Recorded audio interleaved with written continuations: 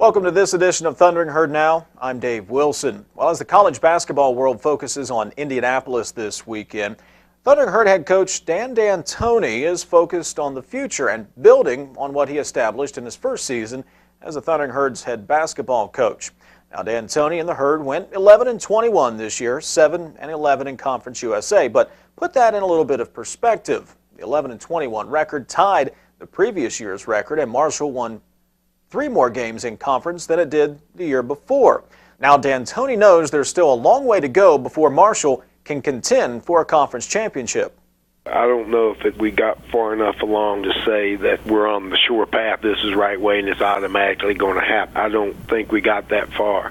I do think we created a buzz. I'm in the community all the time and talking, and people were actually excited about basketball. We're going to have to make sure that we raise our talent level 2 ways. 1, in recruiting. 2, in developing players and us working with them and raising the skill levels with the players we have. The players we have to work them and raise the skill level. We're going to have to recruit a higher skill level. D'Antoni knew coming back to his alma mater it was going to be a rebuilding process, but even D'Antoni did not know he was going to have to start from scratch. Not only with players and putting in new systems and developing a coaching staff that was cohesive and on the same page as to what we're trying to do, and being able to increase the interest in the profile of basketball on the campus itself, in the community.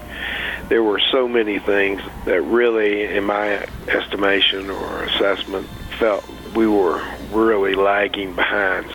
Looking ahead to next year, there will be several new faces on the roster. DeVinci Boykins and Tamara Manning have left the squad, but Marshall will have John Elmore, the Charleston native, James Kelly, a Miami transfer, and Stevie Browning on the roster, who all had the opportunity to practice with the team during this past season. James Kelly has got to make sure that he is an impact player next year, and he's not done that before at a Division I level. We'll not only be teaching him, getting him on the floor, getting used to playing again, he has to be an impact player.